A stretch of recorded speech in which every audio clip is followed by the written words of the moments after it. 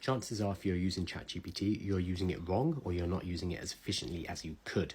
Whenever I go and talk to companies and when I'm delivering AI training, one of the first things I show them is something that I call the Risen framework. So if you go into ChatGPT with a basic task like, hey, ChatGPT, write me a blog article about yoga, it's going to give you an extremely generic, extremely boring response. You've probably done this before.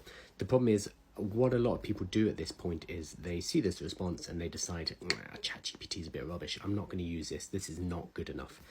The problem here is not ChatGPT, it's not AI, the problem is the user. Remember that AI is a tool and we can use it with different levels of skill. Some people are going to be better at using it than others. And the skill we need to use is primarily communication, and namely something we call prompt engineering. So prompt engineering is basically the skill of talking to an AI, and it's going to become increasingly important. Thankfully, it's not a coding skill, so even if you think, I'm not good with computers, it doesn't matter. It's a communication skill. If you can talk to your friends on WhatsApp, then you are able to talk to an AI. If you're able to give clear instructions in an email, then you're able to give clear instructions to an AI like ChatGPT. It's not about writing in code, it's not about mathematics, it's about clear human language. So what I like to teach people is something I call the Risen framework. So instead of having a very basic instruction prompt like write a blog article about yoga, I'll always start with R, which is role at the beginning. This is saying act as a certain type of person. So act as a professional copywriter or act as an SEO optimizer who prepares blog articles, for example. I would start all my prompts with this. So act as a professional copywriter and write me a blog article about yoga. Okay, so that's the first thing we do.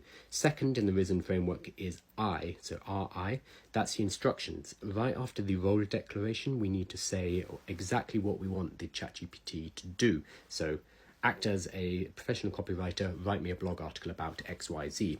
After that, we have steps. In this part, we need to give the exact steps we would give as if we were giving a human employee or a human freelancer instructions on how to write this blog article.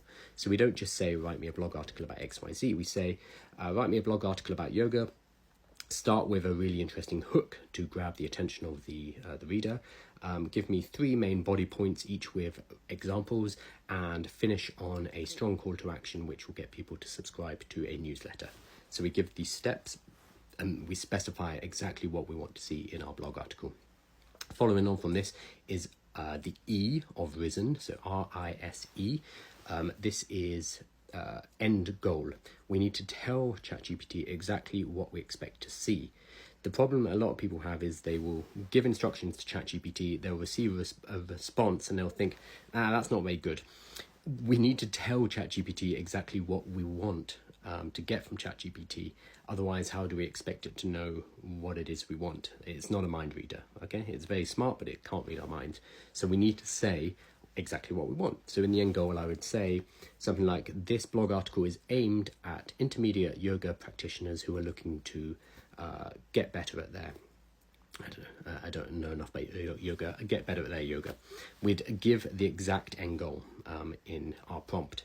And then the final step of Risen is narrowing. This is where we give constraints like make the blog article between 500 and 750 words. Do not use overly floral language.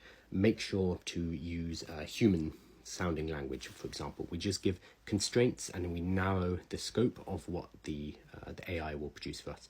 So we have role, instructions, steps, end goal, and narrowing. This is the Risen framework. This will mean that your prompt will go from write me a blog article about XYZ to something much longer. It might be 1,000 words of prompting, but the end result of that prompt is going to be so much more powerful than just giving it a basic instruction. And this means once you have a good prompt written, you can then save that prompt. I personally use Notion, but you can put it in Excel, doesn't really matter. You can save that prompt and you can reuse it every time you want to write a blog article. So you start to build up a library of prompts for your business.